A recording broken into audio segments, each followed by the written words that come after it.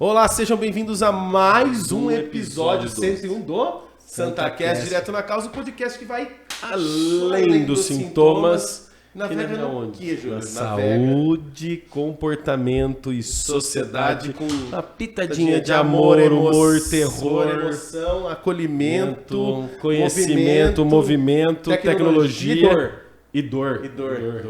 Hoje tem que ter dor na mesa. Vamos falar de dor, exatamente. Então, para você que está chegando agora, se inscreva no canal, ative as notificações e não economiza na curtida. Se tiver dor, a gente já tem reumato aqui para cuidar. Fica tranquilo. É então, aquilo, né, Júlio? Sei que você já sabe, mas dá like, não cai não. E nem vai sentir dor. E compartilha para quem precisa escutar o episódio de hoje. E lembrando, seja membro, nós começamos agora esse trabalho, né, Glauco e Giovana? E apoie o nosso canal, que a gente quer sempre levar conteúdo, informação de qualidade para todo mundo, né, Glauco? É um valor simbólico, tem 3 planos ali, você seleciona, é simples, tem alguns benefícios, não vai dar para falar aqui cada um, mas ajuda a gente a manter esse canal e levar informação e conhecimento. Com certeza. Conhecimento e informação de qualidade. E a agenda de 2024 está aberta, então se você tem uma causa, traga a sua causa aqui para a bancada. Chama a gente no direct, aqueles, né? Exato. E aí o tema de hoje, Glauco, e aí? Desvendando a dor na reumatologia. Que dor? Você fala dor, prazer. Dor. Aí eu tô com dor no ombro. Ou aqueles que vai, hoje eu vou correr. Aí sai, justo hoje eu tô com dor. Minha coluna. Igual tartaruga. Né? Aquelas coisas, né? Sim. Brincadeira à parte, Júlio. É um assunto sério. É sério. Mas vamos lá. Pessoal, e a nossa convidada de hoje é a reumatologista, doutora Fernanda Bertucci. Italiana. Parla não só italiana. Italiana. Doutora, seja bem-vinda. Muito a obrigada. Sala é nossa. Obrigado por ter aceitado o nosso convite. E a gente já começa com uma pergunta, né, Glauco? O Hadouken já. Doutora, por que você foi escolher reumatologia para ver o povo com dor? Eu tô com dor. Que foi isso pra Tanta você? especialidade. Eu fui escolher a reumato. Por que a reumato, né? Bom, obrigada pelo convite, vocês. É um prazer estar aqui. Que bom. E essa pergunta, na verdade, ela me surgiu no meio da residência de clínica médica, né? Durante toda a minha graduação, eu pensava em fazer ginecologia e obstetrícia. Eu sempre gostei muito de parto, de gestantes. E aí entrei na clínica médica, não sei por quê, porque não tem nada a ver com ginecologia e obstetrícia. Mas no meio da residência de clínica, estudando para a prova, para prestar a segunda residência, né? Porque a clínica é um pré-requisito para as outras especialidades clínicas. Aí eu assistindo uma aula sobre reumatologia, era uma questão de prova sobre síndrome de ativação macrofágica. Jesus, eu também nunca tinha ouvido falar nisso. Síndrome do quê? Qual é o nome? Ativação macrofágica. Ativação Ave Maria. E eu não sabia a resposta, obviamente, né? Fui ler a questão e vi que não tinha, para mim, não tinha pé nem cabeça ali. As coisas que ele mostrava de sintoma, com achados laboratoriais, a clínica do paciente. Eu até pensei, acho que fizeram a questão errado, porque não tem nada a ver uma coisa com a outra. E aí eu fui assistir uma aula de um professor corrigindo essa questão. E aí ele começou a ligar as pontas ali do negócio e montar o quebra-cabeça. E aí quando eu vi aquilo, eu falei, uau, é isso que eu estou procurando. Exatamente esse mistério, assim, é realmente montar o quebra-cabeça, é juntar coisas que às vezes não fazem sentido e dão sentido para elas. E foi aí que na verdade, eu conheci a reumato melhor, porque eu não conhecia muito, nunca tinha tido muito contato, na faculdade tinha pouco sobre reumatologia. E aí comecei a gostar, comecei a estudar mais sobre isso e decidi fazer. E aí, assim, prestei lá, passei na prova e realmente me encaixei ali. Gosto das doenças, gosto da forma como a reumato vê o paciente, investiga as coisas e realmente deu certo, assim. Então, para quem já tinha pensado em fazer ginecologia e obstetrícia, que realmente nada a ver. Depois pensei em fazer cardiologia, que é uma das coisas mais comuns que a gente vê os residentes quererem fazer, porque é legal, uma coisa que é próxima na residência, a gente tem cardio a todo momento, né? Então, é uma coisa que a gente tem bastante contato. Eu gostava de cardio, mas eu queria algo que tratasse mais o corpo como um todo, assim. Que ligasse todos os órgãos e realmente juntasse tudo aquilo para dar um diagnóstico só. Estuda cada um. Cada parte. Como é que é isso? Na verdade, você estuda tudo junto, né? Não tem como muito separar. É que, às vezes, a gente precisa buscar em outros órgãos informações que vão nos ajudar a dar um diagnóstico. Porque na reumato tudo a gente soma critérios, assim. Então, não basta ter um exame alterado ou um sintoma clínico. A gente tem que realmente somar coisas, montar as pecinhas do quebra-cabeça. E aí você tem que sair procurando, dar uma de Sherlock Holmes ali e buscar alteração em qualquer lugar, entendeu? Tanto clínica quanto de exame complementar. Até a gente entrevistou uma colega da doutora sobre reumato e muitas vezes as pessoas pensam que reumato, né, posso estar enganado, até a gente comentou com ela, é doença de idoso, cuida de idoso, né? Sim, imagina. Não, é totalmente diferente. A partir de que idade sentiu dor tem que ir num reumato? Olha, quando que a pessoa busca um reumato, doutora? A partir da infância. Já existem doenças da área da reumatologia, às vezes um pouco diferentes da reumatologia do adulto, mas a partir da infância, 2, 3 anos, já tem patologias reumatológicas. Caramba. Então, inclusive, essa questão da síndrome da ativação macrofágica era numa criança, entendeu? Então, fazia menos sentido ainda para mim, né? Porque eu já não estava estudando criança. E o que ela faz, doutora? Essa síndrome é uma complicação de doenças autoimunes ali, principalmente lúpus, artrite idiopática juvenil, que basicamente acontece na medula, ali onde formam os macrófagos, que são algumas células de defesa. Na verdade, não. Os macrófagos, eles atacam a medula. Então, a pessoa começa a desenvolver anemia, problema com glóbulos brancos, com leucócitos, plaquetas, porque o sistema imune ele começa a reagir de uma forma tão desordenada diante do estímulo da doença autoimune que ele começa a atacar tudo, entendeu? Então, o cerne dessa síndrome da ativação macrofágica é os macrófagos, que são um tipo de células de defesa, começam a atacar principalmente a medula, causando dá uma depenada ali na medula em todos os seus sentidos, entendeu? Então, além da doença, você tem essa complicação que pode acontecer em algumas situações. E aí, realmente, para quem nunca ouviu falar, que era meu caso na época, né? Eu falei, gente, não faz sentido nenhum tudo isso que está acontecendo aqui. Por isso que você falou, essa e aí, na hora que fez sentido, eu falei, uau, eu quero ser isso daí, entendeu? Uau, eu quero ser esse cara. Eu quero trabalhar com o doutor, isso. E essa doença tem idade? Ela geralmente é comum na infância, mas pode acontecer na idade adulta também. E dor é um negócio, né? Ninguém quer sentir dor, né? Quem nunca sentiu dor, né? Mas realmente ninguém quer sentir dor. Eu estava falando com você aqui no aquecimento, né? Sobre a questão dos filmes que estão saindo sobre dor e opioides, né? Mas, que é dor e prazer, o ser humano. Mas eu vejo que a dor pega realmente todos, né? Eu brinquei aqui no começo, eu não vou hoje por causa da dor nas costas, mas de repente tem uma dor no cotovelo ou no pulso. E às vezes não tem como fala assim, tem uma origem, mas a gente não sabe, dor aqui.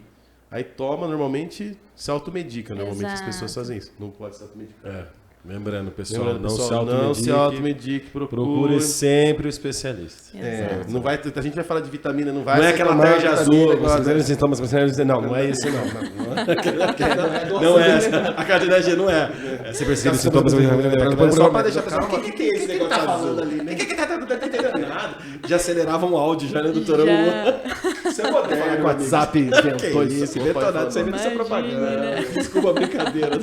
Mas dor, doutora, a origem, tipos, como que o reumato olha para essa questão de grau também, doutor? Não sei se é esse termo. Quantificação. Né? Na verdade, a dor é a queixa mais comum do consultório. É difícil não ter um paciente que não queixa de dor na reumatologia. E a dor, para nós, ela é muito importante quando a gente vai fazer uma investigação clínica, saber como é o padrão dessa dor, né? Não basta só saber que tem dor e aonde é a dor. Importa para o reumato saber quando ela começou, há quanto tempo você tem dor, se ela piora ou melhora com atividade física, se ela piora ou melhora com o uso de alguma medicação específica, se você tem, além da dor, rigidez ou outros sintomas associados, como inchaço, que é o edema, calor. Então, assim, o padrão da dor é muito importante, não só na reumatologia, né? Mas trazendo aqui para a minha especialidade, para a gente conseguir montar um raciocínio clínico e fazer uma hipótese diagnóstica. Porque, por exemplo, a dor na fibromialgia. A fibro é uma doença que é um distúrbio de regulação da dor, né? Então, é uma dor que ela acontece no sistema nervoso central por um hiperestímulo da transmissão dos neurônios ali, quando se trata de dor, mas muitas vezes ela não existe fisicamente. Então, eu não preciso ter um dedo inflamado para sentir dor. Ela pode acontecer porque os neurônios trabalham ali a todo momento transmitindo informação de que tem dor sem existir. Então, ela não é uma dor física. Máquina orgânica. Exato. Você pensa no corpo humano e fala, como que pode ter Porque alguém mata. Tira a vida de um ser. Toda vez eu penso. Fala uma coisa com eu falo, meu Deus, como é que pode? Pois é. E aí, assim, a dor na fibro é uma dor que, se o paciente é típico, assim, ele chega e fala, doutor, eu tenho dor dos pés à cabeça. Eu tenho dor o dia todo. Eu tenho dor do fio do cabelo à unha do pé. E não é mentira, não é exagero. A dor existe, ela anda pelo corpo cada dia. Ela está num lugar, do mesmo jeito que ela vem, ela vai embora. E muitas vezes não tem uma coisa óbvia que você olha e fala, tá doendo porque tá inflamado, tá doendo porque tem um corte. Não tem nada, não tá mostrando nada. Exato. O estímulo que a gente recebe de toque, de temperatura, de calor, muitas vezes ele é interpretado erroneamente como dor no sistema nervoso central. E isso é basicamente ali o cerne da fibromialgia. Então, o paciente saber descrever isso para mim é importante. Porque na fibro não é só a dor que existe, mas a dor é um dos principais sintomas. Diferente daquele paciente que, por exemplo, tem uma artrite reumatoide, que é uma doença autoimune, inflamatória, que afeta articulações, que a articulação chega inchada, vermelha, quente, o paciente acorda, tem dificuldade de movimentar a mão, porque está rígido. Com o passar do dia, aquilo vai esquentando, o sangue vai circulando melhor, uma dor de padrão inflamatório que a gente fala. Vai circulando e com o passar do dia a rigidez melhora, a dor melhora e quando vem o repouso a dor piora de novo. É diferente de uma dor de uma artrose, que é um desgaste. E aí é o contrário, entendeu? A artrose, quando você está quietinho, ela está quietinha. Mas se você movimenta ali, você começa a estimular aquele lugar que está ferido. E aí ele começa a doer. Então, são detalhes pequenos que podem não fazer diferença para o paciente, mas que para o médico são essenciais. Em me dizer assim, eu tenho uma dor compatível com artrite reumatoide, então eu vou investigar para esse lado. Ou eu tenho uma dor compatível com osteoartrite, que é a artrose. Então, nós vamos partir para outro lado de investigação. Porque muitas vezes a gente pede exame e o exame não ajuda em nada, né? Ou ele confunde mais, ou ele não nos ajuda realmente a definir ali qual das duas coisas a gente está pensando. Então, a anamnese, que é essa conversa clínica, trazer como é a dor, trazer os aspectos ali, fatores de melhora, piora, quanto tempo, isso é importante na reumato, porque muitas doenças reumatológicas a gente precisa ter um tempo de dor, assim, 6 semanas, para a gente poder falar que é uma doença reumática. Então, tudo isso faz diferença ali para a gente montar o raciocínio clínico e dar um diagnóstico mais certeiro. Ô, doutora, e agora uma curiosidade, a dor da fibromialgia, pegando um pouco da fibromialgia, que você fala que é do sistema nervoso central, se a pessoa é estressada, piora? Piora. Piora, mas... Fatores, a fibra ela tem vários fatores que podem ser gatilhos para a crise, para a piora clínica. E o estresse é um deles, é um dos principais ali, mas também fatores físicos podem ser desencadeantes de crise. Então, você ficar gripado, ter uma doença, Covid, que foi muito comum aí, as pessoas têm uma piora da dor porque isso realmente mexe na transmissão do impulso, porque não é só esse impulso que é transmitido, né? São vários milhões de impulsos que a gente transmite a todo minuto. Então, tudo isso pode ser gatilho desencadeador de crise, sim. Então, o estresse, uma perda familiar, um estresse físico, essas pessoas que às vezes trabalham demais, dormem pouco, dormem mal, tudo isso pode ser gatilho de piora da dor. E às vezes a nossa dificuldade do tratamento reside nesses pontos, porque a gente pode dar remédio, orientar, fazer atividade física, só que a gente não consegue tratar essas outras coisas, entendeu? Tirar esses outros gatilhos. Então a dor vai se perpetuando. E quando o paciente entende, às vezes, a necessidade de tratar esse lado, não é fácil, né? Muitas coisas a gente não consegue eliminar. Mas quando ele entende a necessidade de tentar controlar, pelo menos, ou de minimizar o efeito desses gatilhos na vida, a dor começa a melhorar, entendeu? Então, realmente faz muita diferença. Não é uma dor psicológica. Isso é importante. É diferente, é importante diferenciar isso. Porque muitas pessoas falam, ela está fazendo charme, ela quer atenção, ela quer benefício. Não é uma dor psicológica, a dor existe. Só que ela pode ser piorada pelo lado psicológico. E agora a fibro está sendo mais tratada, mais diagnosticada. Mas há muito tempo atrás, e hoje ainda, tem médicos que não acreditam na fibromialgia. Nossa, doutora.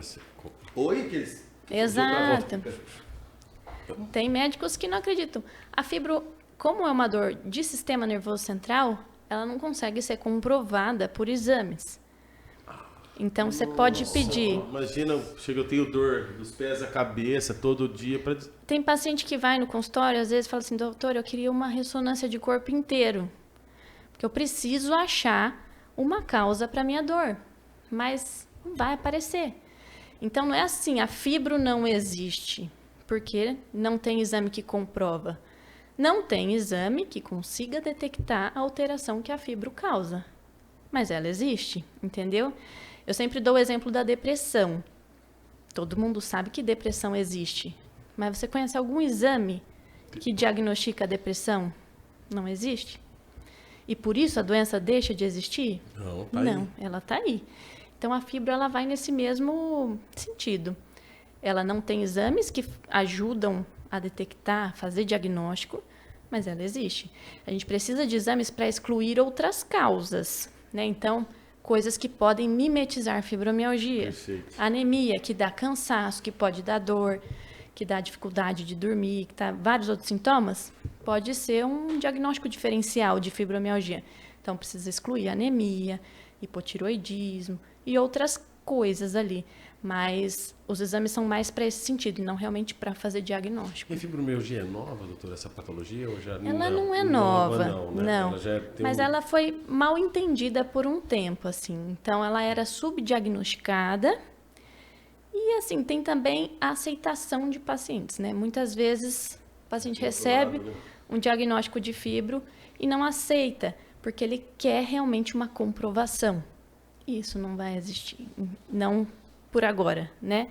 Tem vários estudos aí ensaiando, exames, tudo para realmente conseguir detectar alguma alteração compatível com fibro, mas até o momento a gente não tem nada validado que sirva para dar apoio assim ao diagnóstico de fibromialgia.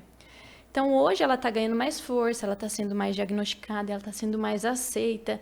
Tem grupos de fibromialgia aí pelo país todo, então ela consegue ser mais bem vista, né? Antigamente realmente tinha mais dificuldade, não só por parte de pacientes, de população, mas também por parte médica, né? A questão da dor, doutora, dói muito comparado com outros tipos de patologia em questão de dor? A fibro? Ela que mais... quem tem fibro... dói mais que uma artrite. Olha, a dor é relativa. É relativa. Né?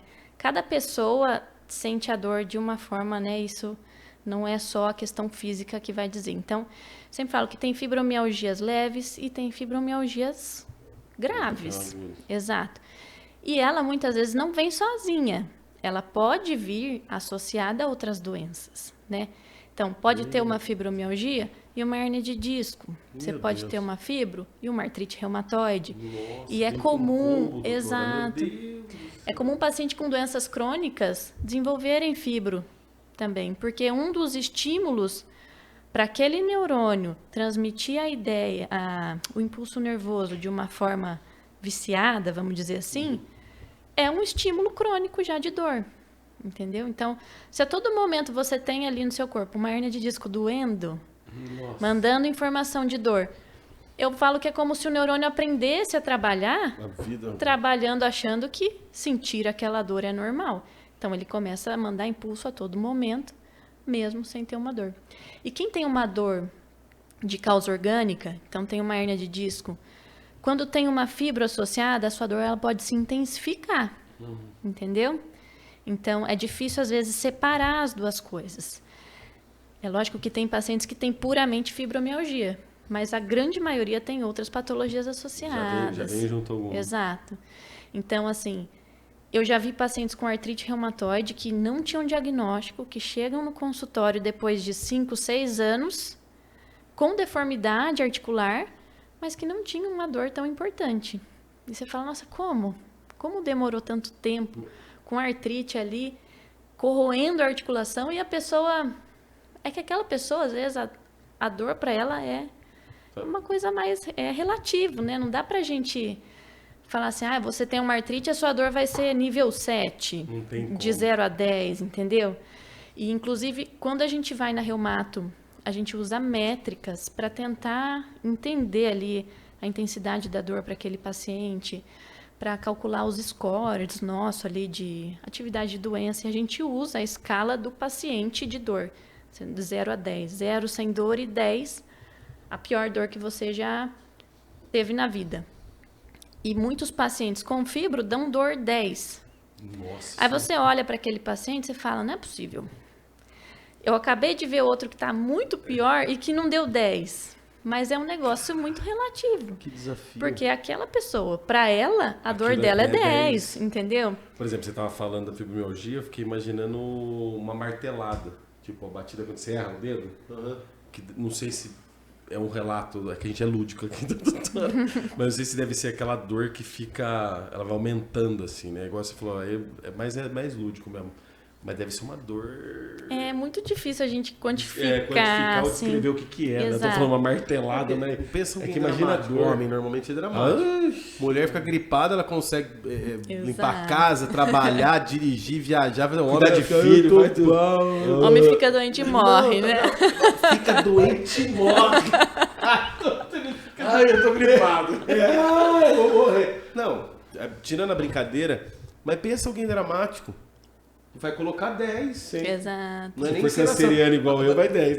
Ai, insuportável. Insuportável pra ele talvez não conseguir ir daqui à esquina. Então não dá muito pra gente é difícil desafio, entender isso. O que a gente acaba levando em consideração, assim, como reumatologista, você tem dor?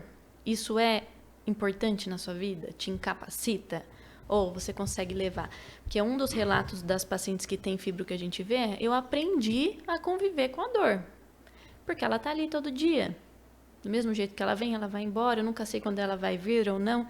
Tem dias que eu tô bem, tem dia que eu tô arrasada. Então, o que importa realmente, eu não gosto muito dessa quantificação de 0 a 10, porque você tenta enumerar um negócio que para mim é inumerável.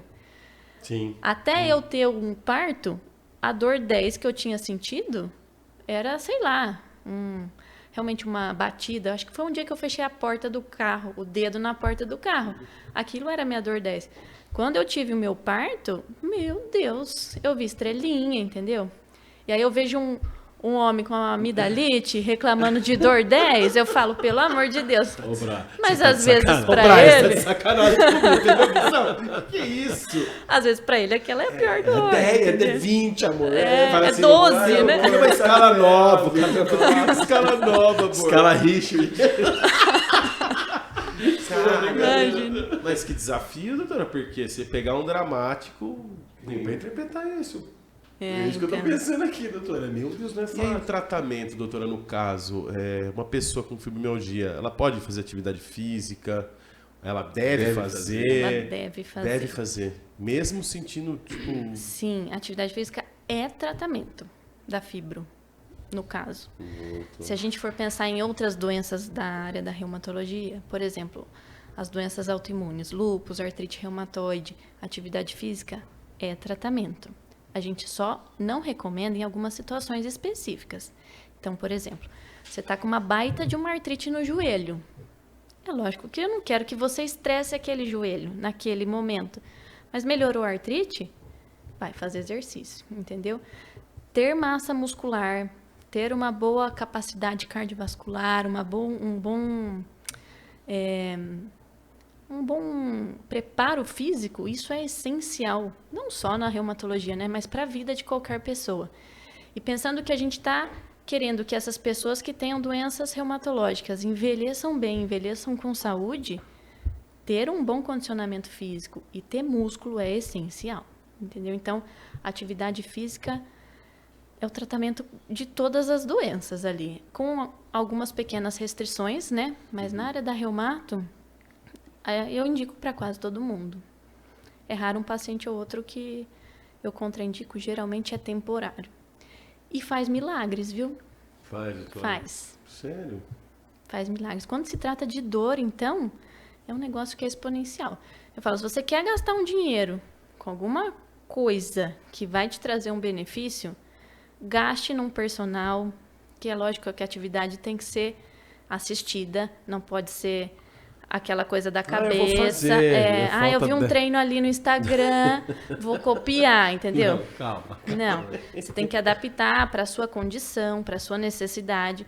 Então, gaste o seu dinheiro num personal, num pilates, sei lá, qualquer coisa mais... tênis bom para poder uma caminhada legal. Exato. Mas faça atividade física. Esse é um lema, assim, da reumatologia. Então, é importantíssimo.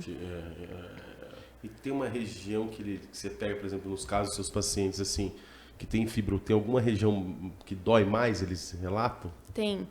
A gente tem a síndrome miofacial, que é uma das doenças ali que fazem parte do espectro da fibromialgia, que é aqui, ó, ombro, trapézio e cervical. Os pacientes têm uma dor, sentem um peso nessa região ali, que realmente é uma coisa que é importante para a fibro. Existem pacientes que só têm essa queixa localizada, que não tem fibromialgia, mas grande parte dos pacientes que têm fibro sentem essa queixa de dor e peso aqui na região de ombros e cervical, e isso é bem importante. E é por contratura muscular, assim, não tem realmente... Exato. Às vezes relaciona com distúrbio de articulação temporomandibular, porque dorme às vezes e faz apertamento, bruxismo, mistura com dor de cabeça. Então, tudo isso está relacionado ali com a fibro e com a síndrome miofacial, que são espectros ali da mesma doença. Miofacial. Por causa da face, seria? Tem alguma coisa a ver? Não? Miofacial é o músculo ali, é basicamente isso, a musculatura dessa região, que acaba ficando tensa, acaba contraindo mais, aí formam aqueles nódulos, né? Então, isso daí acaba sendo uma grande razão, assim, de dor crônica. E aí é difícil você tratar isso só com remédio. Se você só vai no fármaco, não tem como. Você tem que fazer exercício físico, você tem que trabalhar aquele músculo para tirar aquele vício dele, tem que fazer alongamento, aí pode associar outras coisas, acupuntura, né, outros tipos de terapia não farmacológicas que também trazem benefício. Mas é bem importante tratar isso, porque realmente é uma coisa que traz muita comorbidade associada. Então, o paciente às vezes deixa de trabalhar, porque está com dor, está com crise, e é uma dor horrível, entendeu?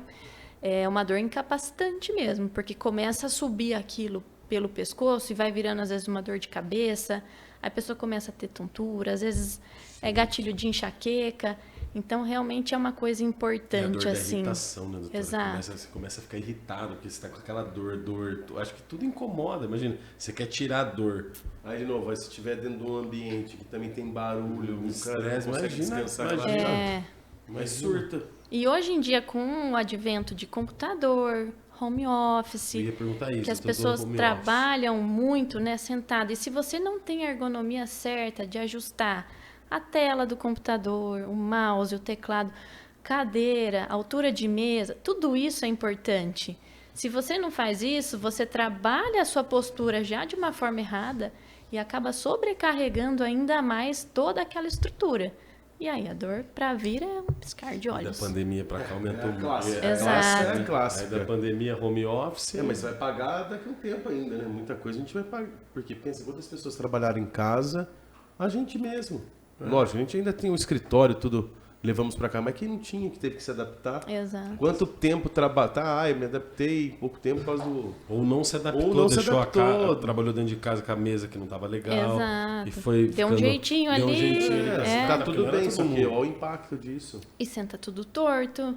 Às vezes a cadeira pegou uma cadeira qualquer, cadeira da cozinha, né, que não Nossa, não é é verdade, a cadeira não é a cadeira ideal para trabalhar. Então são pequenos detalhes ali que realmente fazem muita diferença a curto e longo prazo, principalmente, mas que acabam influenciando, sendo gatilhos aí para manutenção dessa dor crônica. E eu acho que você já perguntou de idade, né? Fibromialgia não tem idade, doutora? Ou... A fibra é mais comum em Mais adultos adulto. e em mulheres, mas ela também acontece na infância e idade senil também pode acontecer. Por que mais mulheres, doutora? Tem uma tendência talvez familiar, mas ainda não tem uma definição assim do porquê é mais comum em mulheres. Acredita que seja uma herança meio que ligada ao sexo. Mas a raiz da fibro ali, né, a fisiopatologia base da doença, ainda não é muito bem entendida. Então a gente sabe que pessoas que têm filhos de mães com fibromialgia têm 8 vezes mais chance de desenvolver a doença. E mulheres, né, que é mais comum do que homens. Mas, geralmente, quando acontece fibromialgia em homens, é mais Severa, mais dramático, mais assim. Isso. Olha lá, o homem, de novo. Né? Porque amidalite, a né? amidalite já morreu. O cara já com a amidalite já morreu, imagina com a fibromialgia. Imagina com fibromialgia. O homem vai ficar o quê? Vai parecer peça de teatro. Novela mexicana. Nossa, doutora, quanta informação que eu não tinha nem ideia disso.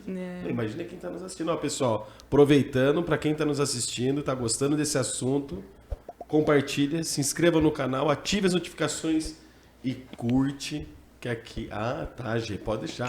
E seja membro, igual a Gê tá lembrando a gente aqui, né, Gal? Ajuda o canal. Ajuda o Isso. canal a crescer e levar mais informações de qualidade como essa, né, Gal? E se for deixar algum comentário, não deixem Deixem letras garrafais, para que Se ninguém vai quiser escrever. criticar. Não, esse cara vai. Às vezes eles vão se irritar. Eu vou escrever em letras garrafais. Tanto que ele, Escrever ele gritando, faz né? isso para não escrever em letras garrafais, uma hora vai escrever um texto. Mas lá. quando você recebe um texto assim, você não fica falando, Jesus, eu o que fico eu com medo fiz? quando tá Parece em que a casa. pessoa- Tá gritando, não dá, não dá. Então, pessoal, é isso aí, vamos lá. Não, e dor é um assunto, né?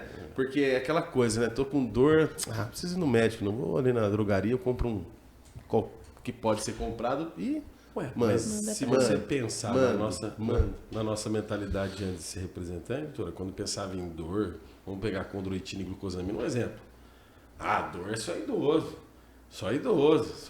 Na hora que você vê, você fala, não, mas pô, tô com 40, tô com dor aqui. Aí você falou, tá chegando, mas não é só a idade. Não, né? A idade, lógico, é um fator que Sim, pesa, sim. né? Porque a gente constrói as coisas até os 30 anos, né? Então, colágeno, tudo de bom que tem aí na nossa vida é até os 30. Depois, como ladeirão. diz meu marido, é ladeira abaixo. Quando eu fiz 30 anos, ele me fez uma mensagem de aniversário. Aí ele desenhou um morrinho assim, Mentira. Nossa, me botou num carrinho lá em cima e falou assim, bem-vindo aos 30 anos. Eu falei, ótimo, parabéns, muito obrigada. Ele é reumático também, doutora? Ele é cirurgião plástico.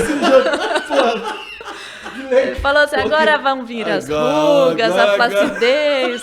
Tá preparado? Eu falei, Vem com tudo que o meu marido dá conta. Que fala que depois ele dá conta. Ele dá conta. Peguei e fala, a hora que você fizer 21, você vai ver. A hora que você fizer 30, a hora que você fizer 40, você vai... A hora que você vai... Não, toda vez... Louco pra ter 18, pra ter uma habilitação. Exato. Depois até volta pra trás. Nem quero ter mais habilitação.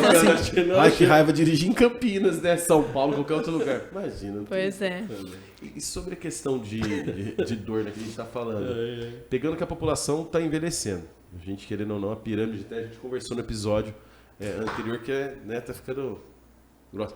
Isso vai ter um impacto lá na frente, Vai. ainda pegando uma pandemia, toda essa parte política e econômica que está acontecendo no país, fatores, né, de ambientais. Doutora, que desafio, hein? Realmente isso é uma coisa muito comum mesmo. E por isso que até crescem mais os especialistas em dor, né?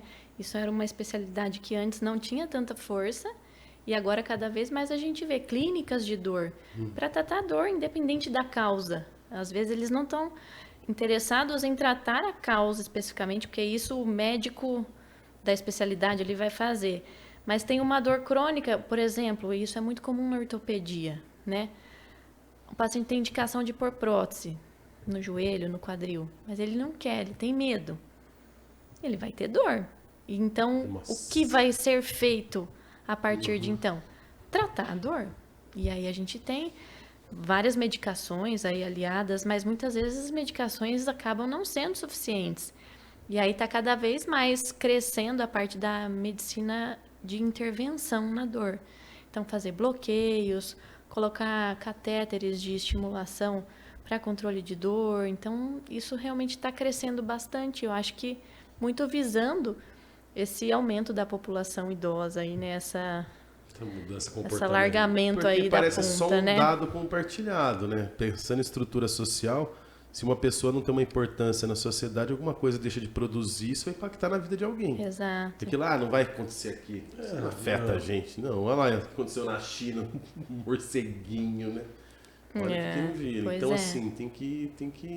E a busca por tratamentos, assim, doutora, tem cada vez mais buscado fármacos ou suplementos? O que a gente pode dizer de inovador assim, para fibromialgia em específico? Pra Além da fibro. atividade física, você já Que falou isso que daí esse é dever de casa. É tipo o primeiro, né? Com a É. prescrição, vai Exato. atividade física. Exato. Tem realmente algumas medicações que já são consagradas aí de uso, então muitas delas são antidepressivos, são remédios às vezes anticonvulsivantes, mas que a gente usa para tratar dor crônica, porque eles conseguem agir exatamente ali na transmissão do neurônio, bloqueando esse estímulo de dor de ser transmitido de uma forma errada. Então, eles aumentam ali, eu explico isso de uma forma leiga, assim, os hormônios da felicidade. E esses hormônios que são os responsáveis por fazer esse bloqueio. Então, noradrenalina, serotonina, esses hormônios que são os principais responsáveis por isso. E por isso que o exercício é tão importante. Porque a frase mais clássica é que o exercício libera endorfinas, libera hormônios da felicidade, que é a base do tratamento, tá?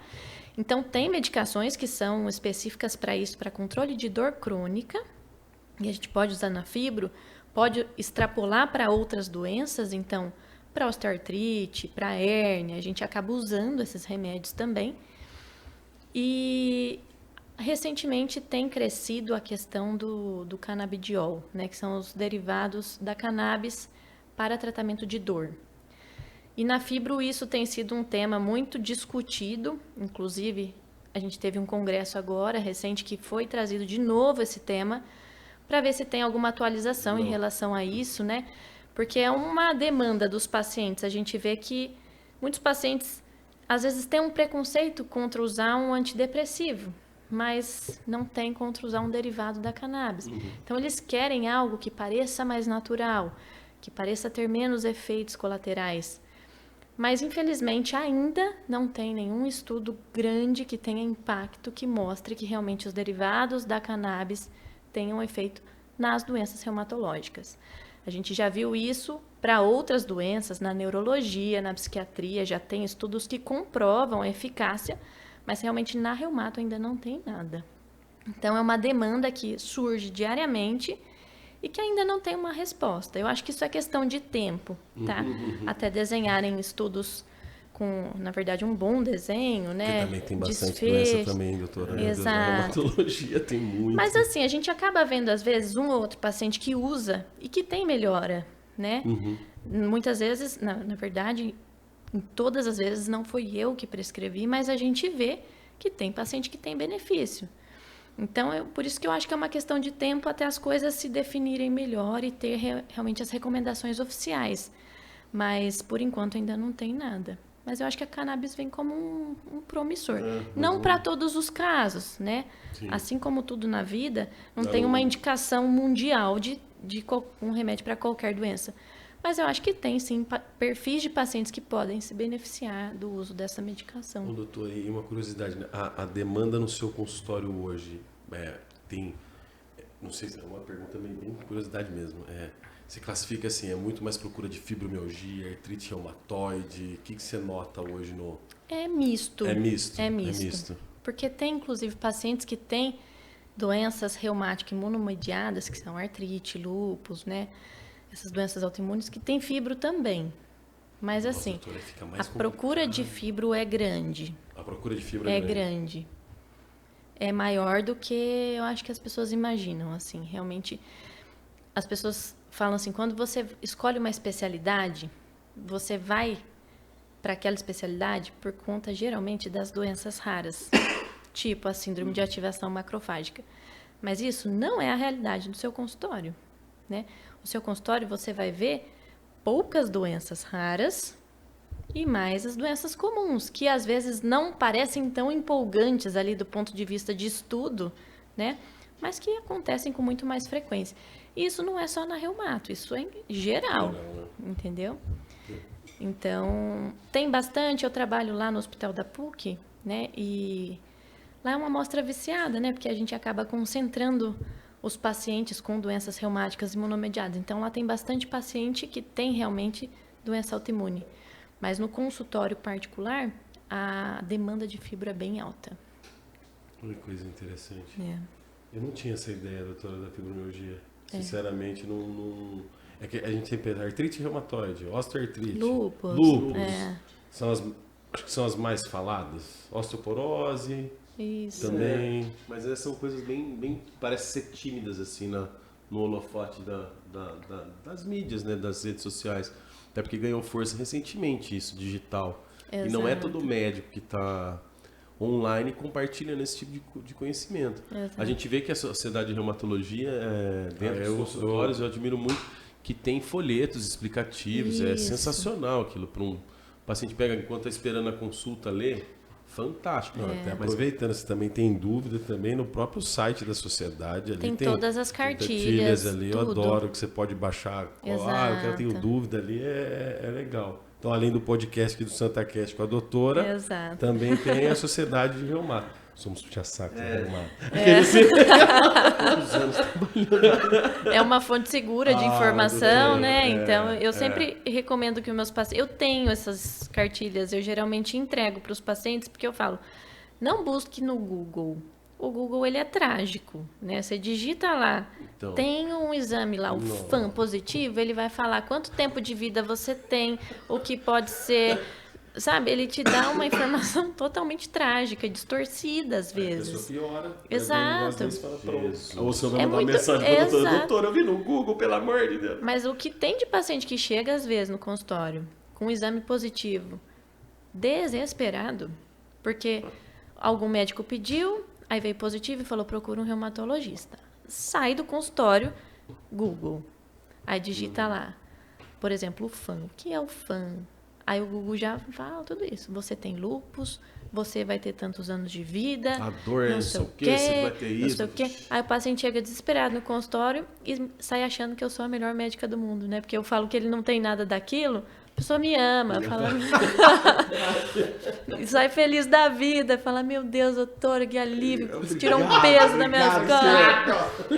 Eu falo, é um momento que eu me sinto importante realmente, porque eu tirei um peso daquela pessoa. Porque o Google pôs ali sem necessidade. Então, não procure no Google. Vai em sites realmente oficiais que dão informação de qualidade. O site da Reumato, da Sociedade Brasileira de Reumato, é muito bom nisso.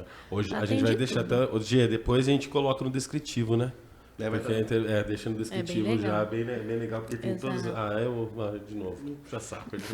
Doutora, lógico, a gente tá falando de fibromialgia, mas vem uma coisa na cabeça, sobre o consumo de vitaminas, por exemplo, né? Que, isso aqui é uma prevenção, vou tomar vitamina, não vou ter dor no futuro, alguma coisa. Viagem.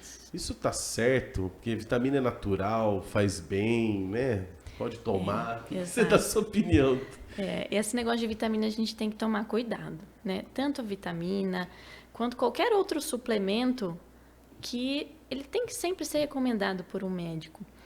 E às vezes até tomar um pouco de cuidado com as doses, né? Porque assim, é importante suplementar a vitamina em quem tem deficiência. Quem não tem, não precisa. Grande parte das vitaminas, minerais que a gente precisa vem da dieta, né? E a vitamina D vem da exposição solar. Então, é muito comum a gente ver suplementação de vitaminas. Você vai na farmácia, compra um polivitamínico ali, toma do jeito que você quiser, né? Sem orientação nenhuma. E às vezes você está fazendo uso, está gastando dinheiro, está usando remédio que você às vezes não está absorvendo e às vezes você não tem necessidade. E quando se entra nessa história de vitamina, eu tenho até um pouco de cautela às vezes, porque assim, na reumato a gente acaba suplementando a vitamina D, por exemplo, para muitos pacientes. Para pacientes que usam corticoides de uso crônico, pacientes com osteoporose, a gente tem que suplementar cálcio, vitamina D, para reduzir riscos, né? E aí a gente vê, às vezes, tem um protocolo famoso aqui no Brasil, que tem um nome estrangeiro, mas que eu não vou falar para ninguém, não vou ver o que é. Então, abafa o cara. É um segredinho nosso. Exato. Que ele promete tratar doenças autoimunes, diabetes, câncer com altas doses de vitamina D. E são doses cavalares de vitamina D. Aí você fala assim, mas é vitamina, doutora, não vai fazer mal. O máximo eu não vou absorver ali e pronto. Não é assim, entendeu? A vitamina D, a gente gosta que ela esteja entre um nível ótimo ali, geralmente acima de 20 ou 30 até 60. E a gente vê que esses pacientes que fazem esse protocolo, às vezes vêm com 100, 120, 150 de vitamina D, dosagem no sangue. E isso não é bom, porque isso aumenta risco de toxicidade, isso que eu ia falar, né? Calcificação, tanto nos rins quanto nas artérias. Você aumenta também o risco, porque a vitamina D, ela não é uma coisa isolada no corpo, ela mexe com todo um esquema de cálcio, de hormônios. Nossa, né? E aí você aumenta uma coisa, você suprime outra. Então, não é uma coisa simples. E isso é a vitamina D. E a gente pode estender para todas as outras vitaminas. B12, que é muito comum a gente ver suplementação assim também feita sem critério nenhum. Recentemente eu vi um estudo falando do risco de autismo em bebês cujas mães, na sua gestação, fizeram uso excessivo de B12. Então, a gente fala, B12 é ótima, mas não, favoreceu autismo nos bebês, nas crianças, né, depois que nasceram. Então, não é porque é vitamina, que é natural, que faz bem, que pode ser usado sem critérios, né? Tudo tem que ter a sua indicação, o seu monitoramento. Então, é muito comum você ver hoje eu indicando uma dosagem de vitamina para você. Amanhã a gente dosa de novo, vê que essa dosagem não é mais necessária, diminui, suspende. Daqui a um tempo, voltou a precisar? Volta a tomar. Isso tudo vai sendo controlado, entendeu? Para a gente realmente fazer o que é necessário. E não sair fazendo essas coisas. Porque esse protocolo, já vi pacientes que abandonaram o tratamento de doenças graves, de lúpus, de nefrite lúpica, que é o acometimento do lúpus no rim, abandonaram o tratamento para fazer isso. Aí ficou lá 2, 3 anos fazendo uso da vitamina, indiscriminadamente, e voltou depois para o reumatologista, com tudo pior, quase dialisando. Né? Então, aí você fala, a pessoa se arrependeu, mas assim, foi às custas do corpo dela, né? E não foi por falta de avisar. Mas é que às vezes a lábia desse pessoal que vende essa ideia de uso de vitaminas, de suplementos. Uma receita do bolo, né? Exato. Vendendo a receita do bolo. E aí eles convencem as pessoas, e as pessoas vão e usam, né? Só que muitas vezes isso tem consequência. Então, realmente tem que tomar muito cuidado com Atalho, isso. né? Que é um atalho. É vendido facilmente na farmácia, você não precisa de receita, você não precisa de nada. Você compra e usa do jeito que você quiser. Doutor, e a vitamina D, o sol? Tem um horário específico para a pessoa tomar? É real isso? É A gente real. consegue reverter mesmo? Recomendado. Não existe, na verdade, a recomendação, imagina, de se expor ao sol, porque isso aumenta o risco de câncer. A melhor vitamina D que a gente pode absorver do sol é do pior horário do sol, que é o do meio-dia. Entendeu? Horário lascado. Na praia você fica igual um bife lá. Exato. Você Aí fica fica camarão. E outra, você não pode usar protetor, porque o protetor já bloqueia. já você bloqueia. já ferrou. Então, assim, essa é uma recomendação que realmente, assim, se precisar suplementar, suplementa com um comprimido, não tem problema. Mas se você, lógico, tomar sol, e eles falam que seria um período de 15 minutos, uma exposição de uma área corporal, por exemplo, braços, pernas, rosto, tórax, 15 minutos de exposição por dia já geraria a quantidade suficiente de vitamina D que a gente precisa. Mas essa recomendação realmente ela tem um viés, porque pode trazer outros riscos, que é o do câncer de pele, né? Então, se precisar suplementar, suplementa, não tem problema. Então, a gente hoje opta por isso. A gente não recomenda a exposição solar e se dosa a vitamina D. E se precisar, faz a suplementação oral. Perfeito, doutora. Doutora, e o seguinte, falou de fibromialgia, e o lúpus, doutora? O que acontece? Eu tenho uma curiosidade. O que é no nosso sistema? Como que O lúpus, ele é, assim como as outras doenças autoimunes, a gente tem células, anticorpos, que uma forma fácil de entender, tá? A gente como se, quando fosse produzir um anticorpo, a gente tivesse que passar pela verificação do Inmetro ali, para ver os que estão bons e os que não estão. Os que estão bons vão para a corrente sanguínea e fazem o papel deles. E os que não estão são destruídos. Por alguma falha desse sistema, às vezes a gente produz um anticorpo que cai na corrente sanguínea, mas que tem esse potencial de atacar o próprio corpo. E aí, isso é o que acontece nas doenças autoimunes. Não só da reumato, por exemplo, uma tireoidite de Hashimoto, que faz hipotireoidismo, é isso. É uma célula que ataca a tireoide e destrói ela. Só que aqui na tireoide é um órgão. Tem um hormônio que substitui, então é uma coisa mais simples de se resolver. No lúpus, ele pode atacar o corpo todo. Ele pode atacar o cérebro, os olhos, boca, né? Toda a mucosa, nossa, trato gastrointestinal, pulmão, coração, rim, articulações, pele, tudo. Então, ele é uma desregulação do sistema autoimune que em algum momento, por algum estímulo externo, algum gatilho, ele passa a atacar as próprias células. Nem sempre ele vai atacar tudo. Às vezes ele tem predileção por algum órgão, entendeu? Então, tem pacientes que têm lúpus só de pele. Tem pacientes que têm lúpus só no rim. Não precisa ter tudo. Mas ele acaba atacando algumas... Ele ataca um, dependendo da Ele pode pessoa, atacar tudo, mas ele pode... Um específico, ele ataca com, vamos dizer assim, pior. Ele vai... Exato, isso.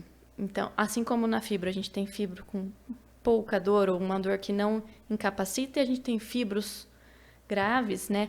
Como a Lady Gaga, que teve um show cancelado aqui no Brasil por conta disso. O lúpus a gente tem também, lúpus mais leve e lúpus mais graves. A gente tem isso na artrite reumatoide, artrites mais leves e artrites mais graves.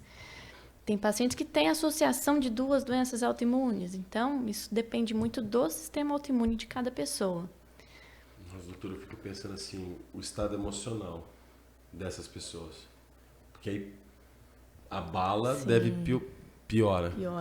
É importante ter um acompanhamento psicológico para ter uma estabilidade emocional, porque realmente são doenças crônicas que não têm cura e que tem chance de ter flares, né, que a gente fala. A gente pode ter um período de remissão, que você não tem sinal e sintoma da doença, e de repente ela volta a ativar. Aí tem que tratar. Aí de repente ela pode voltar a ter remissão de novo. E então não é uma linha reta, né? É um caminho às vezes um pouco tortuoso. E até chegar na remissão, que é o momento que a gente tem uma estabilidade da doença, a gente fala que a doença está dormente, até chegar lá pode ser um caminho longo, às vezes, e difícil, né? Então, dependendo do grau de atividade da doença ali, realmente essa parte emocional ela tem que ser muito bem trabalhada. Não só pela doença, mas pelo tratamento também. Muitas vezes o tratamento, ele acaba trazendo mais morbidade para o paciente porque usa corticoide. Corticoide é cheio de efeito colateral. Usa remédio que é imunossupressor, que diminui a atividade do sistema imune. Então, te favorece pegar infecções, ficar mais suscetível a doenças, entendeu? Então, a gente apaga o fogo de um lado, mas às vezes acaba expondo o outro. Então, realmente é uma coisa que é difícil de ser trabalhada. E quanto mais jovem a pessoa é, mais difícil isso, dessa parte emocional, assim, da gente conseguir controlar em adolescentes, isso daí. Nossa, imagino. E outra, mudou muito as gerações, não é as estações da Sandy, não. As gerações. As gerações. Não, vai. Não, eu ia falar dos corticoides, dos efeitos colaterais, doutora, porque tem muito. Muito. Tem. É de longe, eu acho que a medicação que mais tem efeito corticoide, é efeito colateral. Incha. Ela tem efeitos a curto prazo e a longo prazo. É o remédio que a gente tem que tem ação mais rápida. Então, por isso que a gente usa ele. A gente precisa apagar um incêndio, é ele que faz isso, entendeu? Então, nós nunca vamos abandonar os corticoides. Mas a curto prazo, por exemplo, então ele pode dar palpitação, ele pode dar ansiedade, ele pode dar um flush, que a gente fala que é ficar com calor vermelho, dependendo da dose, principalmente se for dose alta, dá insônia, então tem que prestar atenção no horário que usa. A longo prazo, incha, né? Aumenta a fome, então além do inchaço, da retenção de líquido, você está predisposto a comer mais e aí ganha peso. Estria, ele altera a qualidade da pele, pode dar estria, pode dar acne, pode favorecer diabetes, hipertensão, glaucoma, catarata. Então, assim, é uma lista sem fim. Eu tô aqui assim, ó, quase, meu Deus. Sem osteoporose. Ainda, meu Deus. Então, assim, tem bastante efeito colateral. Então, a gente usa ele realmente para apagar o incêndio. Depois a gente troca. Porque você tem que ser uma balança. Ele é uma ponte entre um remédio que a gente vai usar a longo prazo, que tem menos efeitos colaterais. Ele é a ponte até esse remédio fazer o efeito. Até entendeu? chegar nesse aqui. Fitoterápico, normalmente, ajuda nisso? Não, para doença autoimune, não. Muito difícil, né? Não tem nada que daria pra... Tudo não tem cura, né? Tem cura? Na maioria, não. Não tem. A fibromialgia também não. Também não. Essas doenças autoimunes também não. O autoimune, o sistema imunológico fala assim, vamos destruir tudo aqui. Ele fica doido? Fica doido. Fica pancada, é exatamente isso. O organismo, ele perde a capacidade de autotolerância. Então, assim, vamos supor que o anticorpo está passeando lá quietinho.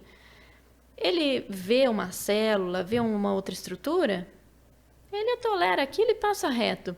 Quando a doença autoimune se ativa, ele olha aquela estrutura e fala, inimigo, vou lá. Vou destruir. Não é na má intenção, entendeu? Mas ele acha que tudo é um corpo estranho, que ele precisa acabar com aquilo. Então, por isso que ele acaba atacando o próprio corpo. Que nem falando da parte das dores de artropatia. A gente tem degeneração cartilaginosa? Existe? A partir dos 30 anos, tipo, brigando nas... Eu peguei o gancho. Sensacional, querido. Gostei dessa ideia.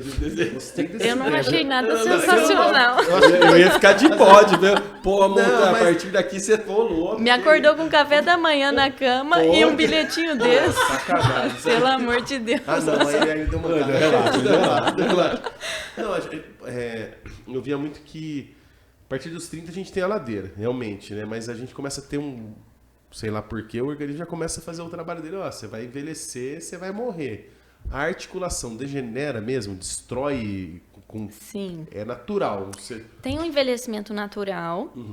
Nem todo mundo vai sentir isso. Então, assim, tem doenças, por exemplo, a osteoartrite, que é a artrose, ela acelera esse processo. E isso pode acontecer no corpo todo ou em uma região localizada. E tem também componente familiar disso. Então, muitas vezes a gente vê pessoas que têm artrose de mãos, e isso também interfere o que a pessoa faz na vida, né? O ambiente externo. Se ela é um artesão, alguma coisa, ela tem mais chance de desgastar aquelas articulações da mão. E aí isso pode destruir a cartilagem e gerar um problema no futuro. Jogadores de futebol. Não conheço um que nunca detonou joelho, tornozelo. E na velhice encontra normalmente tá sempre, deixa que eu chuto, assim. Exato. E do basquete também, né? Exato. O basqueteiro também. Então, assim, a gente fala que o exercício físico ele é importante, ele é um fator protetivo, mas tudo em excesso. E esses jogadores de elite, né, de alta performance, eles acabam destruindo as suas articulações. Então, realmente, tem pessoas, todo mundo vai envelhecer, todo mundo vai ter uma perda. Tem pessoas que isso acontece de uma forma mais pronunciada e outras de uma forma mais leve. E aí tem vários fatores que interferem nisso, né? Familiar, o ambiente externo, o seu trabalho, como você usa aquela articulação, a sua postura durante a vida toda, o seu trabalho. Então, tudo isso influencia. Mas que tudo vai, depois dos 30, tudo vai perdendo. Eu vou lembrar dessa montanha, 30 anos, agora com 40, então eu tô meu Deus do céu. Agora, ó, vai embora. E tem como recuperar, regenerar a Cartilagem? A cartilagem? Não. Então isso aí é valer. Toma isso aqui, que isso aqui vai regenerar, só que não tem. Regenera. Não. O que a gente vê é que esses medicamentos todos que vêm com essa ideia, né? Então, colágeno, a glicosamina que eles citou mais cedo, diacereína e outros remédios, eles ajudam muitas vezes na dor daquela articulação que está desgastada. Não é nada mágico, tá? Mas eles ajudam a dor. Agora, recuperar a cartilagem, ajudar a refazer colágeno. Muita gente me procura falando assim, doutora, eu preciso tomar colágeno para prevenir. Não previne, entendeu? Por quê? Quem faz o colágeno somos nós. É lógico que a gente precisa ter matéria-prima para fazer ele, Sim. Né?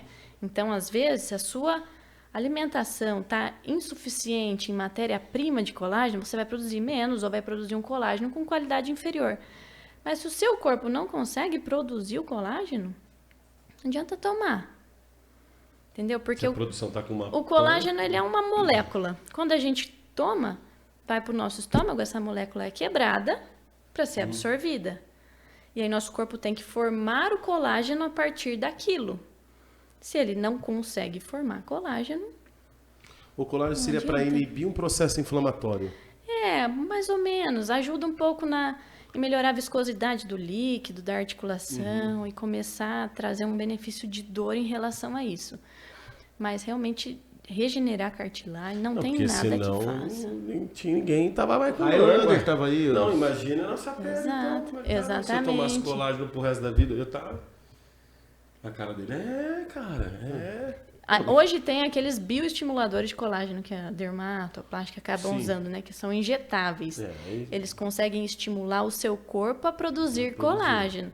É diferente de tomar o colágeno via oral e achar que do jeito que você tomou ele vai parar lá na sua articulação que precisa e vai ajudar a refazer aquela cartilagem. Isso não acontece, entendeu? E o colágeno de articulação é o mais difícil de ser, vamos dizer assim... Regenerado, né? Porque é o tempo inteiro o bichão ali, imagina. Ele tá usando, né? O tempo inteiro. E até quem não usa também tem desgaste, né? Porque nosso corpo ele é cheio de articulação exatamente para se movimentar. Senão a gente não precisava ter nascido com tanta junta assim, né? E se a gente não usa da forma correta, a gente desgasta. A gente usa errado, a gente desgasta. Falando, é uma máquina, né? Tá imaginando, engrenagem, tudo funcionando. É muito doido, né? É aquela uma parte máquina. do joelho, a hora que vai fazendo assim, que às vezes dá uma rangida, né? Dá umas estraladas, a hora que a gente lembra. A hora que disse que ela falou que a gente é o crack, que é crack. Ela viu uma ortopedista que ela falou que tem um nome conforme vai andando. Doutora, como é que era? Não vou lembrar, mas era engraçado, né? Que vai. Crocante, fica crocante. A gente brincou de choquito, né? Mas o corpo humano é realmente uma surpresa, né? Para poder fazer esse tipo de ação. Eu falo, não, Nico, você não vai andar daqui a pouco. Não, hoje eu vou chegar pra Ali e falar assim, amor, aprendi tanto de fibromialgia, meu Deus. Tá fazendo atividade física. Às vezes dá o soninho da grávida, sabe? Quando da grávida, tô com sono, vamos, atividade. A caminhada para uma gestante é excelente agora. Tudo, né? Até fortalecimento muscular. Uma gestante com fibromialgia, doutora, como é que faz? Isso é importante. É uma boa pergunta. É uma boa pergunta. Amor, já tô perguntando aqui. Eu tenho paciente que tem medo de ficar gestante, paciente com fibro, porque fala, e quando eu tiver? Ela tinha um pouquinho. Porque não é todo remédio que pode usar, né? Não é tudo que você usa quando você não está gestante que você vai poder fazer quando você está grávida. E realmente isso é uma preocupação. Por isso que eu trago mais uma vez a importância do exercício físico, do controle psicoemocional ali, conhecer a doença, conhecer como é a doença em você, quais são os seus gatilhos, como contorná-los para você poder tratar. Dizer que você não vai ter crise na gravidez, eu estaria mentindo. E eu não vejo a gravidez tanto como o maior problema, eu vejo o puerpério ali como pior. Tudo bem que você pode voltar a usar a medicação, mas assim, eu sou mãe, né? E a minha primeira gravidez, quando minha filha nasceu, gente, era um mundo novo. Tudo que eu imaginei que ia acontecer, aconteceu tudo ao contrário. Entendeu? Então, eu queria amamentar, aquela coisa linda da amamentação. Gente, parecia que ia cair o bico do meu peito. Cada vez que a minha filha começava a mamar, eu falo que escorria lágrimas de sangue ali, porque era um negócio que doía demais. E eu imaginava que poderia doer, mas não imaginava que ia ser tanto. Então, aquela graduação da dor de 0 a 10, para mim aquilo era 15, entendeu? Mas é assim, se correr o bicho pega, se ficar o bicho come. Se ela não mamar, o peito fica cheio e pedra. Aí vai doer. Aí dá mastite. Aí dá não sei o quê. Então tem que esvaziar. Então vai, entendeu? Então, assim, pra mim, pelo menos pra mim, a gravidez foi maravilhosa. O puerpério ali, pensando nessas questões de sofrimento, de perrengue, foi muito pior. Então eu falo, não tenha medo. Você tem que saber que você vai encarar problemas e eles podem acontecer na gestação, no pós-parto, em qualquer momento. O que você tem que saber é como lidar com eles. Quando você puder usar remédio, use, mas quando não puder, você tem que buscar outras alternativas. O que não pode é deixar a doença ser um limitador na sua vida. Te impedir de realizar sonhos, desejos, maternidade, porque você tem uma doença. Você não é incapaz por isso, entendeu? Você pode fazer o que você quiser, mas você tem que saber que vão ter pedras ali no meio do seu caminho. Você vai ter que passar por elas, entendeu? Que a fibro, ela não é uma doença que vai te trazer nenhuma sequela motora, de desgaste, de deformidade. Ela não traz nada, porque o problema é lá nos neurônios. Ela vai te trazer problemas de dor. E às vezes você vai se limitar, se incapacitar pela dor. Mas sequela física, não vai ter nada. Então, você tem que encarar, veste a camisa ali e vai, entendeu? Saiba que pode acontecer e você tem que buscar todas as formas disponíveis para saber lidar com aquele problema. Então, para uma gestante caminhada... Caminhada, se não tiver contraindicação por parte da gestação, caminhada, musculação, pilates, então, natação, então, qualquer ótimo. coisa pode. Não, então ela tá no caminho amor, certo. Tá no...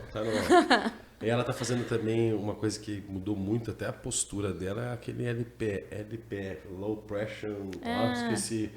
Low Pressure, não vou lembrar de cabeça. Agora é Fitness, Low Pressure Fitness. Ela da respiração, tá tá? E o abdômen dela, do jeito que ficou. Falei, louco, eu tenho que começar a praticar isso também. Ex-jogador de hockey, tudo arrebentado, tá? A doutora falou, é mesmo, né? Ponto aqui, aí um gêmeo que tomou ponto aqui, eu fiquei com inveja, tomei uma Tomou aqui. outro. Jogador de hockey mesmo não tem problema articular, né? Eu li uma vez que eles não têm, no final da carreira, quando se aposenta, eles não têm aquele desequilíbrio, a queda, no caso, que normalmente um jogador de futebol, um ex-jogador tem. Que, aliás, às vezes os idosos normalmente tem muita questão de queda. E a mas patinação eu não lembro de que época que é, mas eles acompanharam os atletas, tanto do futebol quanto do hóquei. No final de carreira, o jogador de hóquei consegue caminhar, fazer... E quando tem a queda, ele já para Já por causa. consegue A estabilizar. patinação em si é Ah, ótimo. é. A gente somos ex-patinadores também. É um negócio que... Mas é bom. Só tem que tomar cuidado com a queda. Mas em questão de postura, de base, a forma como você aprende para não cair, é legal. Mas tem que tomar cuidado para não... Aquele escorregão no banheiro, você já... Aquela escorregada no banheiro, você já virou Homem-Aranha, opa, assim, né? Você já para assim, né? Tá! Nossa senhora. Que você virou um mortal. Desculpa, doutor. E dor na questão de reumatismos de partes moles, doutora? Esse é um termo que a gente usa para tratar dores que não são de causas imunomediadas. Então, por exemplo, uma tendinite de ombro, a própria osteoartrite, bursite, isso daí entra para nós como uma diferenciação de reumatismo de partes moles. E não precisa levar o termo ao pé da letra, porque assim, nem tudo é partes moles, né? Às vezes a gente tem alguma coisa articular envolvida, mas não quer dizer que é uma inflamação articular de causa autoimune.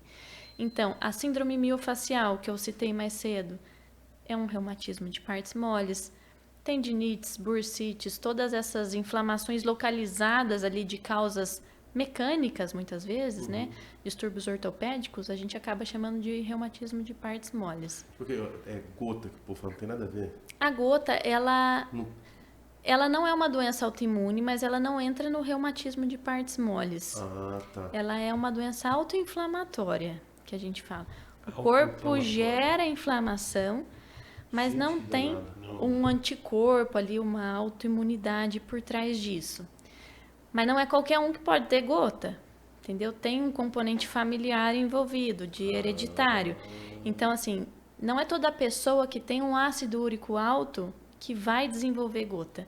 Às vezes, pessoas com ácido úrico num nível menor do que outras acabam desenvolvendo gota porque tem realmente esse fator hereditário aí que acaba guiando o desenvolvimento da doença. Uma inflamação também num local, é isso, doutora? A gota geralmente inflama a articulação. Só articulação. Mas ela pode fazer o depósito de ácido úrico em qualquer parte do corpo. Então, a gente vê muitas vezes em casos mais avançados, pacientes que têm depósito que a gente chama de tofo. É o tofo gotoso. Tofo gotoso. Que nome, né? Que coisa, ficou esquisito. Tofo gostoso. Gotoso pra quem, né? Gostoso pra quem? Nossa, Que- olha que viagem, não sei o que me veio na cabeça. Tofu. Nada a ver. Que você fala assim, é louco, cara. Por que você pensou isso? Pirulito do Zorro. Mas por quê? Não sei porque gostoso. Meu Deus, do o Zorro. tofu faz mais sentido. Mas olha, por Eu isso acho que o tô seu falando, lúdico porque tá eu fui errado. pro Eu Zorro. pensei em martelo, Eu martelado. vi Zorro, não sei. Coitado do pirulito. Mas tudo bem, mano. Uma propaganda, mas era gostoso, né? Mas Nem sei se- a gota é uma doença que dá uma das dores descritas como uma das dores mais fortes durante a crise. Que às vezes você de encostar um lençol assim na articulação que está inflamada já é suficiente para causar uma dor intensa. Nossa senhora. E é uma inflamação aguda e assim bem intensa mesmo naquela articulação. Geralmente é uma articulação por vez. Casos mais graves pode acontecer crises em mais de uma articulação.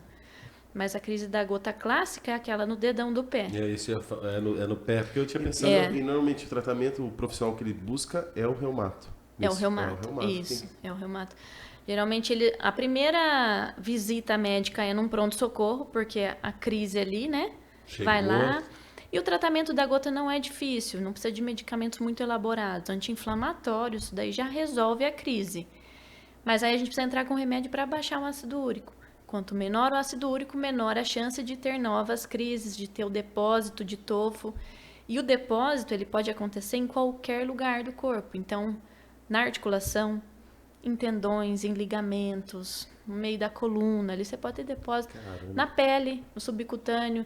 Tem paciente que tem na orelha, assim, aí você vê um pontinho branco. Nossa. Aqui, assim, no cotovelo. Vocês já devem ter visto, é muito comum o do Eu vi no cotovelo. cotovelo e no pé. No pé, pode acontecer em qualquer lugar. E vai depositando, é o ácido úrico em excesso ali, ele tem que ir para algum lugar. Às vezes faz pedra no rim, entendeu? Então ele pode depositar em qualquer lugar do corpo. Doutor, e muita gente sabe disso. chega no consultório informado? Chega com a I na cabeça. Tipo assim, eu sei disso aqui, doutor. Eu só vim tirar aqui dúvida. no Google e vi isso. Chega informado ou chega sem... Às vezes chega sem informação nenhuma. O que é muito comum na gota, como é uma coisa familiar, às vezes conhece alguém, o pai tem, o irmão, então já viu ali o sofrimento da pessoa, já sabe orientações básicas de alimentação e tudo, então acaba já sabendo um pouco sobre a doença. Mas sobre essa questão do depósito, que é possível reverter, às vezes, com níveis de ácido úrico bem baixos, isso daí é um pouco mais trabalhoso. A consulta com você, então, demora com o reumato, Demora. né? Demora o quê? Não tem como ser Não rápido. tem como, né? Porque se você está investigando tudo, imagina, eu preciso, igual você falou, a doutora falou a dor, né? Você achar como é o nível da dor, como é que tá, faz todo aquele questionário, vai o quê? Uma hora e meia, 2 horas, doutora, mais ou menos? Olha, tem consultas que demoram tudo isso mesmo. Geralmente, a gente consegue, quando o paciente começa a falar o que ele sente ali, a gente já consegue direcionar um pouco para que lado que vai. Então, ele começa a me falar o perfil da dor, eu já direciono para certas doenças, entendeu? Então, por isso que é importante. Mas tem paciente que não consegue delimitar, e às vezes ele tem 2 doenças diferentes que causam sintomas diferentes, então a consulta vai longe, entendeu? Então, realmente não são consultas rápidas, e a gente realmente tenta ser objetivo na consulta, até para não ficar cansativo nem para o paciente, né? Nem para nós que temos que atender outros pacientes. Deve ser, doutora, não deve... Mas realmente é uma consulta que menos de meia hora é impossível fazer. Principalmente se for um caso novo, né? Você está acabando de conhecer o paciente, é impossível ser rápido. Você já pegou algum caso raro, assim, doutor? Igual a gente estava conversando antes, né? Já. Que às vezes tem doenças reumatológicas, você fala, nossa, que é isso? Nunca vi isso aqui. Apareceu no consultório. Já. Tem alguma aí, doutora, que você lembra para contar pra gente? Eu tenho uma paciente no meu consultório que foi um caso pós-Covid, na verdade, pós-vacina. Ela desenvolveu um quadro esquisito, assim, que ela passou em vários médicos antes de chegar no reumato, porque ela foi tendo sintomas de órgãos específicos. Assim. Então, começou no rim, aí depois teve um negócio no coração, aí depois apresentou uma alteração abdominal, aí foi investigando, aí as pessoas começam a me juntar as coisas, ver que tem muito órgão envolvido, manda para o reumato. Aí veio para mim, é um caso de uma doença que a gente fala, doença de GG4, por depósito de GG4.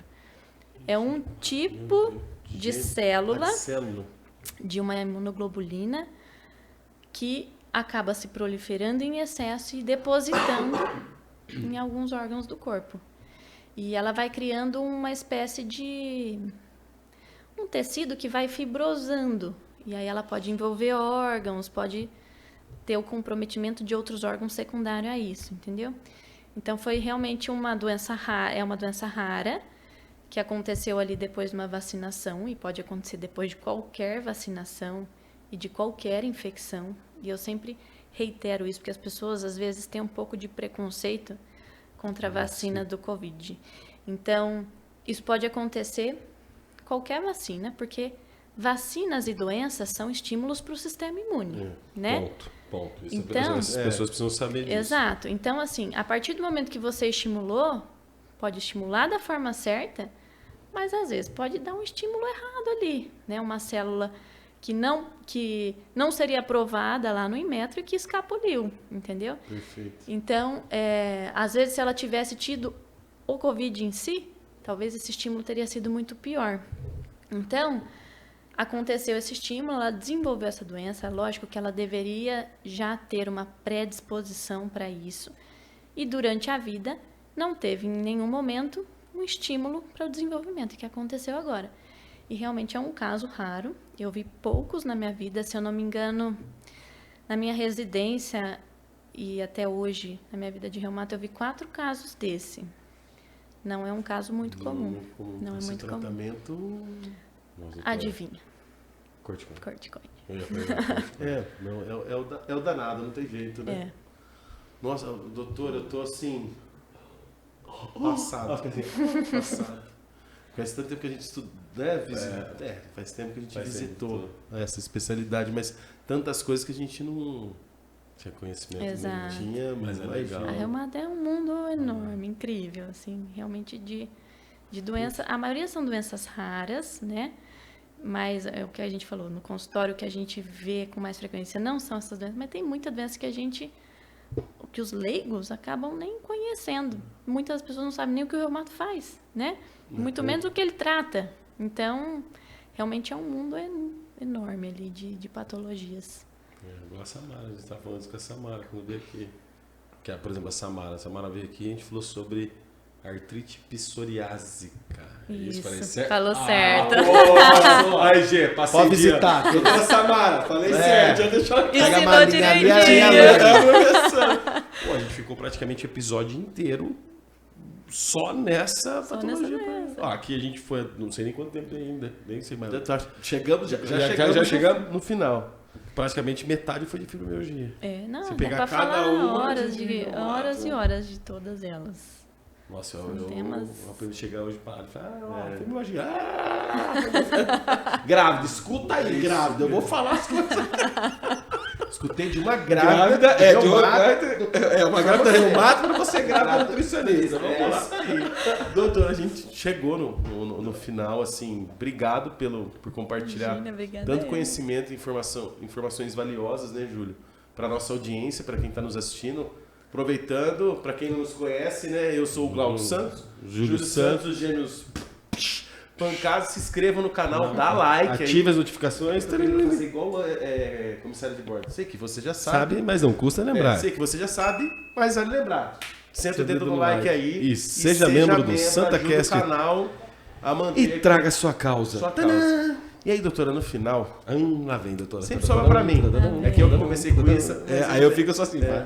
Eu sempre vou falar, nós estamos no presente, o povo tá no futuro, toda aquela A coisa. senha da G. A senha da G, que enquanto a gente tiver a senha nas plataformas atuais e a do futuro, Tem vai alguém estar nosso assistindo a rosto, gente vai estar ali. alguém assistindo a gente. Isso aqui vai coar pela treinando. Daqui um tempo sua filha vai assistir. Nossos filhos vão falar, mamãe, Meu pai falou noite da mamãe, olha, meu pai ficou falando de martelada, nossa senhora. O meu pai desenhou um morro pra minha mãe, que meu pai fez isso. empurrou ela lá de empurrou. cima. Ai, ai. Doutora, que mensagem você quer deixar para nossa audiência e para quem está chegando agora no canal, olhando para essa câmera, assim, que mensagem que toque a humanidade, que ecoe aí pela... Vamos lá, a dor é uma coisa, é um sintoma, né? Um sinal de que algo não está bem. Então, não deixe de dar importância adequada para a dor que você sente. Não subestime sua dor. Procure sempre um médico, passe por uma avaliação para ver qual é a causa dessa dor, se tem algum tratamento específico. Porque realmente o que a gente vê que é muito comum são pacientes que convivem diariamente com dor e muitas vezes não sabem a causa dela. Grande parte das vezes, isso não gera nenhum prejuízo a longo prazo de deformidade física, mas muitas vezes são doenças que estão iniciando ali, que têm como sintoma principal a dor, que são ignorados, e aí quando a gente consegue fazer um diagnóstico, iniciar um tratamento, às vezes a gente já perdeu algum tempo ali, que era útil, né? Na cardiologia a gente fala que tempo é coração, e na reumato, tempo é articulação. Boa, Gostei, doutora. Muito bom. Imagina. Pessoal, Muito beijão, obrigada. até o próximo. Namastê, tchau, tchau. Até Tchau, mais. tchau. Tchau, tchau. Boa.